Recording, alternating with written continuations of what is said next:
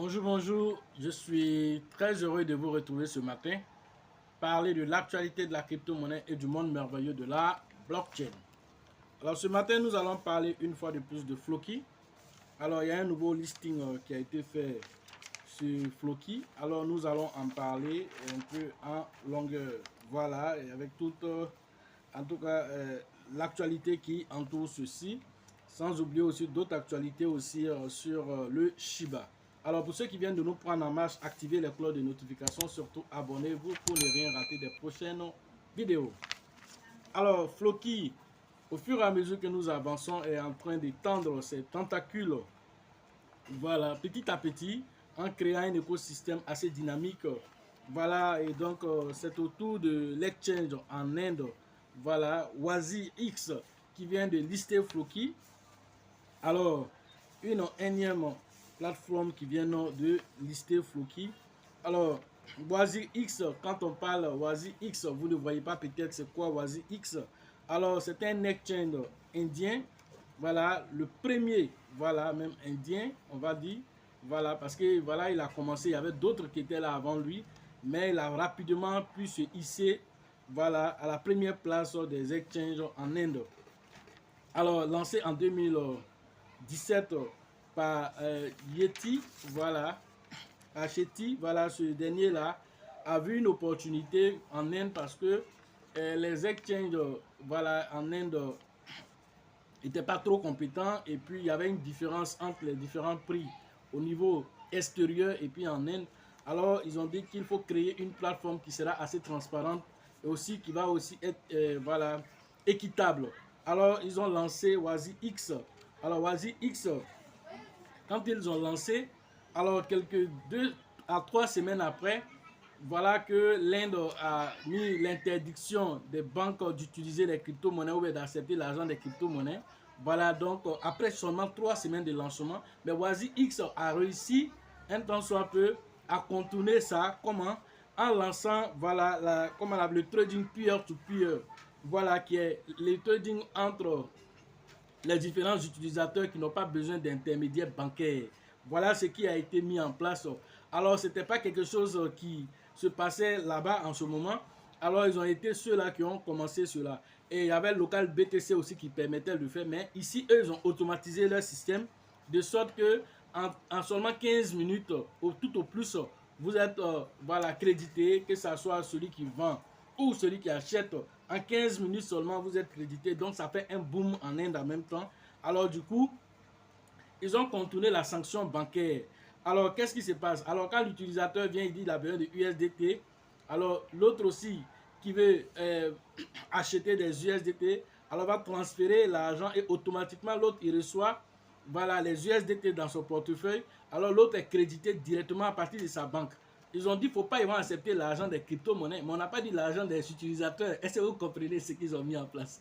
Voilà. Si un utilisateur a son argent, voilà, qu'on envoie directement, c'est comme si c'est un autre utilisateur qui lui fait un dépôt dans son compte bancaire, donc il n'y a pas de problème. Ce n'est pas un exchange qui a déposé. Donc, ils ont continué la loi, voilà, donc pour pouvoir se positionner. Et comme ça, jusqu'à présent, ils sont en train d'œuvrer comme la main Binance œuvre aussi, voilà, au niveau de l'Inde aussi, pour pouvoir aider, voilà, la population. Donc, ils ont lancé même une campagne, voilà, et pour la sensibilisation de l'adoption des crypto-monnaies de la blockchain. Et cette campagne a fait mouche au point que les autorités ont commencé à s'intéresser, voilà, à être plus à l'écoute des gens qui sont dans la crypto-monnaie. Alors cette stratégie est en train de payer parce qu'il y a une commission qui a été mise en place pour pouvoir étudier la question en profondeur. Alors tout ça pour dire que c'est une plateforme excellente qui fait du bon travail au niveau de l'Inde. Alors Floki qui allait s'installer, voilà, Floki qui allait se positionner là-bas. Alors n'oublions pas que l'Inde compte plus de 1,4 milliard de personnes. Alors c'est le deuxième pays le plus peuplé au monde. Alors voir aujourd'hui que Floki s'en va se positionner là-bas, alors c'est une chose assez importante. Alors, c'est deux positionnements que Floki a fait en eux. Alors, comment? Sa stratégie a été quoi? C'est-à-dire se positionner sur le premier exchange, voilà, au niveau de l'Inde, qui est WaziX, même dans la même période. Alors, ils se sont aussi positionnés au niveau des criquets. Voilà, c'est un jeu en Inde, un peu comme le baseball aux États-Unis. Alors, c'est un jeu très populaire qui regroupe plus de 700 millions de fans. Alors, ils ont créé un partenariat avec le cricket de Maharaja. Alors, ce partenariat-là, alors, le lancement va se faire bientôt. Les jeux vont commencer bientôt. Alors, étant donné que à partir du 7, le listing se fait sur Oasis X, sans oublier maintenant, à partir du, comment on appelle, quelques jours juste après, les débuts des jeux de cricket vont commencer, alors qu'ils ont signé déjà un partenariat avec les gens qui font du cricket. Alors, ce qui fait de sorte quoi? Que Floki s'est positionné en deux niveaux en même temps. Alors, les 700 millions de fans vont voir sur le, comment on appelle, le stade, ils vont voir dans les panneaux du stade, ils vont voir Floki un peu partout. Alors Floki va être assez visible devant plus de 700 millions de fans. Voilà comment Floki est en train de faire. Alors tous ceux qui vont vouloir payer en ce moment des Floki, c'est quoi Floki? On va te dire voilà c'est quoi Floki. Où je peux payer Floki? On dit va sur Oasis X. Donc il y avait deux années en même temps. Donc c'est vraiment assez stratégique. Voilà, par rapport à cette crypto-monnaie qui est en train d'établir, voilà, on va dire, ses tentacules un peu partout, voilà, sur les grands exchanges. Alors, citons par exemple certains exchanges peut-être que vous ignorez sur lesquels Floki se trouve déjà. On a Bybit qui a été dernièrement, qui a listé dernièrement Floki. Bybit, c'est pas n'importe quelle crypto-monnaie, n'importe quelle plateforme. Alors, Bybit a revendu plus de 10 millions, voilà, d'utilisateurs. On a aussi un grand exchange qui n'est pas connu du grand public qu'on appelle Crypto.com. Alors, Crypto.com, plus de 50 millions d'utilisateurs ont listé Floki comme ça naturellement. Alors, voilà encore un autre exchange qui est assez lourd aussi, voilà, qui a listé Floki. Alors, il y a KuCoin que vous savez, j'ai déjà fait une vidéo. KuCoin a listé Floki. KuCoin a revendu plus de 27 millions d'utilisateurs dans 207 pays. Alors, il y a une campagne aussi qui a été lancée en Chine, qui est en cours d'exécution avec les jeux qui se passent dans le métavers. Alors, ils vont même faire la mise à jour du livre blanc en chinois et tout ça. Donc, ils vont faire la version du jeu Valhalla. Voilà, ils vont faire le métavers en version chinoise. Alors, tout ça, vous voyez un peu ce que Floki est en train de faire. Get.io a listé Floki, 12 millions d'utilisateurs aussi là-bas. Alors, qui reste maintenant? Alors, on a Kraken, on a Coinbase et on a le grand Binance. C'est là que Floki attend. Alors, si Floki rentre là, alors ne soyez pas étonnés de voir un Floki à 0,01. C'est possible, surtout si le Bitcoin continue de faire cette ascension. Alors, c'est sûr que, voilà, si le jour Binance, en tout cas, liste Floki, alors des euros risquent de sauter, voilà, sur Floki.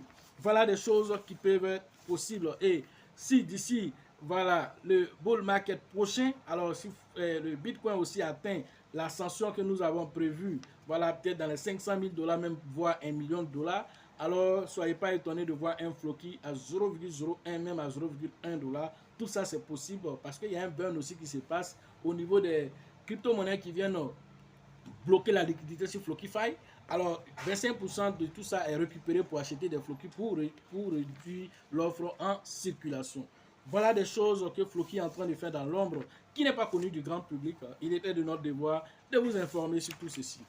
Autre actualité, parlons de Shiba Metaverse, alors, qui va être présenté au Texas du 12 au 14 à Austin au Texas. Alors Shiba va présenter, voilà, son métavers, voilà son métavers, il va présenter cela là-bas, une expérience assez immersive. Alors la première présentation du temple Wani sera faite, voilà, à Austin. Voilà ce que le Shiba est en train de mettre en place concernant son métavers qui est assez unique en son genre. Les images sont assez intéressantes. Pourquoi? Parce que voilà, c'est pas n'importe qui a lancé qui a traité ce projet, qui a comment on appelle, imagé tout ça. Alors on a, voilà, Dr. Flowers, qui n'est pas n'importe quelle plateforme d'imagerie virtuelle. Alors c'est une plateforme mondiale qui a travaillé, ceux qui ont travaillé aussi avec, comment on appelle, tout ce qui est métavers dans le côté des films, voilà, tels que Doctor Strange, tout ça. Alors c'est ceux-là même. Voilà, donc c'est tout cela qui permet aussi à Floki, vraiment, voilà, à Shiba aujourd'hui, de aussi lancer aussi toutes ces tentacules, voilà aussi, voilà, que, voilà, vous devez comprendre que tout l'un dans l'autre, Floki est un digne représentant du Shiba aujourd'hui parce que Floki, à travers aussi tout ceci aussi, cherche à devenir la crypto-monnaie la plus utilisée au monde. Voilà son objectif à travers tout ceci. Alors, ils vont mettre en place voilà, cette publicité assez agressive pour pouvoir atteindre les différents objectifs. Voilà ce que vous devez comprendre à travers ceci. Voilà, donc Shiba, Floki, alors Shiba, voilà, qui donne un tant soit peu la place à Floki aujourd'hui, à travers tout ce que Floki est en train de faire. Il suit actuellement les traces voilà, du Shiba en étant dans les grandes surfaces, en se retrouvant dans les hauts lieux, en tout cas les lieux où il y a toujours de l'affluence pour se donner de la visibilité. Alors on espère que Baby Doll aussi va copier aussi, voilà, tout ceci. Voilà ce qu'on pouvait vous dire aujourd'hui sur l'actualité des crypto-monnaies et le monde merveilleux de la blockchain. Alors pour ceux qui veulent faire les formations en ligne, le numéro se trouve dans la description de la vidéo et sur la vidéo, rentrez en contact pour pouvoir vous inscrire. Profitez de l'écosystème merveilleux des crypto-monnaies et des pépites.